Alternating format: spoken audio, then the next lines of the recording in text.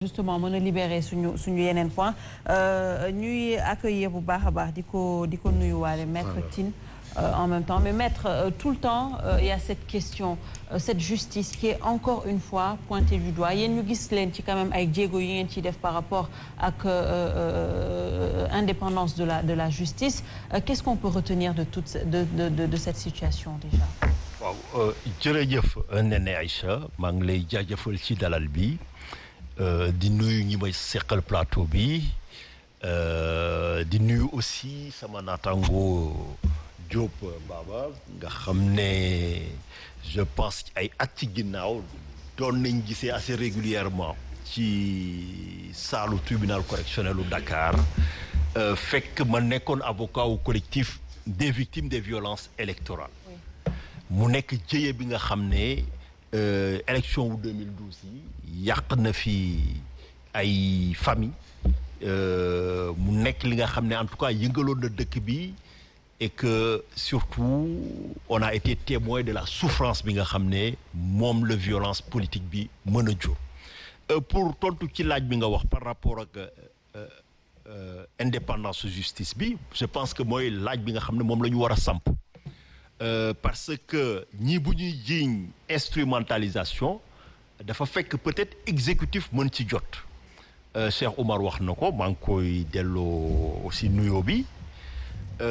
mbir mi yàgg na fi daanaka commencé wul ci Macky Sall yeneen pouvoir yi loolu nag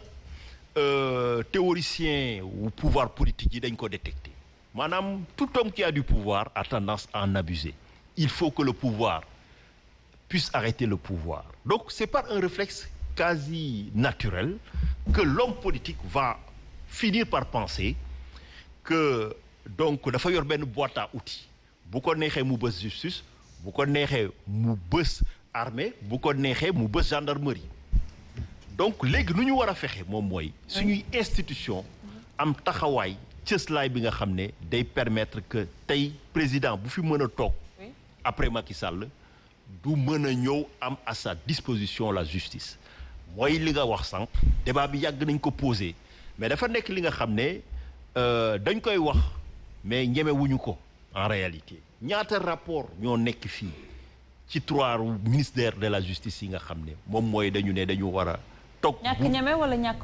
volonté politique mais volonté mooy li ma la wax ñeme bi moom mooy loolu moom mooy nga ñëw nekk homme politique toog xam na ne tey dama am ay jumtuwaay yi nga xam ne mën naa ko utiliser mais nga jàpp ni man sama ngëm-ngëm sama trajectoire ak fu ma bëgg a yóbbu dëkk bi dina tax ma renoncer maanaam ci sañ-sañ yi nga xam ne moom la ma jox moom mooy lan tey lu tax chaque fois bu justice convoqué benn homme politique surtout ñëpp seen xel jaaw ci parce que tey suñu justice nu mu taxawee moom mooy lan tey mën nga wax indépendance de la justice et tout ça mais indépendance justice mën nañ jàpp ni ci càppandal ba la maanaam ëttu attekaay ba nga xam ne ñooy toog di juger mais avant boobu ku lay woolu procureur la wala juge d'instruction souvent kooku bu dee procureur la kan mooy njaatigéem moom mooy ministre de la justice ci boppam premier ministre wala président de la république moo nekk njaatigéem maanaam moo koy ne defal mu def moo koy ne bul def wala nañu ñu conc dossier donc loolu bu tëddee noonu lu ñu war a wax boobu mooy bu ñu bëggee tolof-tolof yi nga xam ne parce que problème yi ñu am fii yëpp Sénégal en fait ci mbirum justice wala ci mbirum élection lay juddoo donc foog ñu fexe ba maanaam indépendance bi comme nu ko conseil nu ko ñoom syndicat wu magistrat yi doon réclamer ñu leen ci xoxatal foog ñu fexe ba mu am indépendance su justice moom mooy lan moom mooy ñu fexe ba dootul nekk am mainmise boobu nag tant que mu ngi fi am maanaam chaque fois politique day laxasu ci justice parce que ñoom dañuy am fi nga xam ne mën nañ ko actionner. nan la ñuy fexee loolu mainmise boobu. loolu c'est une question juste. voilà non laaj bu am solo la. nu ñu koy fexee boobu mooy ñu bàyyi wax ju bëri ji déjà. ñu poser ay actes moom mooy lan. tey suñu code pénal loi moom moo ko xaatim lu loi def loi mën na ko dindi il suffit simplement ñu jël recommandation yi nga xam ne ña nga xam ne dañu nekkoon ay magistrats génn ci magistrature def nañ ko wala ñi nga xam ne dañu dem ba jeexal wala li nga xam ne ay banque mondiale wala Union européenne def nañ ko pour ñu gën a dooleel bu ñu ko jëlee ñu ne ñu bëggatuñu benn woy politique am benn indépendance benn mainmise plutôt ci justice bi dañu bëgg mu indépendant ñu tëgg ay loi yu mel noonu. comme ni ñu koy waxee am na benn théoricien au droit bu mag bi may faral di tudd bu ko wax maanaam dafa ne juge bu gën ci juge yi. mooy juge bi nga xam ne amul lu muy xaar wala amul lu muy ragal ci pouvoir politique loolu nag foog ñu xool ko ci tabbin bi parce que bu dee ca bopp ba ña leen di tabb sa avancement ak sa carrière pouvoir politique am na ci lu muy dogal loolu déjà day am problème par rapport parce que mën nga am benn indépendance bi nga xam ne statutaire la mais est-ce que yow tey ci sa bopp maanaam am nga possibilité effectivement sans gàllankoor sa carrière wala sa yeneen nga mën a am loolu donc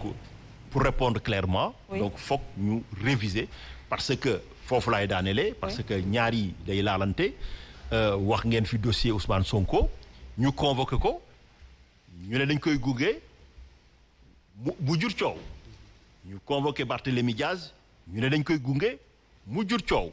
mais loolu peut-être mënoon nañ ko ñàkk am situation mënoon nañ ko ñàkk dund bu doon suñu code pénal nangu nañ tey def benn réforme parce que démocratie yu mag yëpp def nañ ko muy France muy yeneen ak yeneen pays yu sous région yi fii. ban réforme. moom mooy lan tey fii bu la coow toppoon ñu convoqué le tribunal ci benn dossier pénal maa ngi wax sous le contrôle de mon confrère. oui bu dee yow teewuloo sa avocat mënta jël parole mënta wax. kenn du ko déglu alors que ci dëkk yëpp suba bu dee yoon woo na la bu dee bëgguloo dem wala da nga jàpp ne dañ lay jéem a noot wala dañ lay jéem a ki mën nga jël benn avocat mu représenté la ba bu ñu amee dogal ñu xool nu muy demee peut-être gunge yi ak yeneen yëpp peut-être bu ñu nangu woon réforme boobu nga xam ne c'est une réforme indispensable mënoon nañu beneen bi aussi fa laay jeexalee bu dee may nga ma ko mooy wax nañ ko liberté la c'est vrai c'est-à-dire bu la yoon woowee bu la neexee nga circuler mais bu dee yow homme public nga xam ne boo circuler aussi da nga drainer masse peut-être foog ñuy commencer ñun en tant qu'homme politique ñu jël suñuy disposition ne suba préfet parce que démocratie loolu la aussi c'est-à-dire foog mu am ñu déggoo ci ay valeurs ci ay ngëm-ngëm maanaam yow dama lay naw nga ndaw ma dama lay bàyyi nga wax li nga xam ne moom nga xalaat même bu ma ci d'accordul damay pare naa pour nga mën koo wax suba aussi bu ma ñëwee de damay manifester yi dama war a dem tribunal te damay ànd ak samay nit ma yëglu une semaine à l'avant wala ma yëglu en tout cas à temps préfet tam xam ne moom nekku fi pour interdire ay marche wala ak ay déplacement mu jéem a indi dispositif bi encadré ko peut-être bu ñu jéemee xaar ci genre situation yooyu peut-être yenn situation yi nga xam ne moom la ñu dund mën nañ ko dépasser et que aussi bu ñuy def loolu yëpp dañuy fàtte essentiel bi lu tax ñu nekk ci politique maanaam comme ni ñuy wax kuy defar doo yàq bu dee yow da nga bëgg jël dëkk bi yóbbu ko fu sori war nga fexe ba lépp li nga xam ne war na yàq war na indi violence wala instabilité wala guerre civile ñu bañ fa yegg parce que bu dee yow citoyen nga jàppal ni loo fi toj suba sa dërëm moo koy defar et que boo jëloon dëkk boo ñëwee boo yegsee bëgg nga fekk dëkk bi nga xam ne en tout cas mën nañ ko gouverner sinon yow sa mandat da nga koy passer pour yóbbuwaat dëkk ba fa mu nekkoon et que loolu kenn ñaanu ko. Alors pour ça il faut peut-être réel changement de mentalité.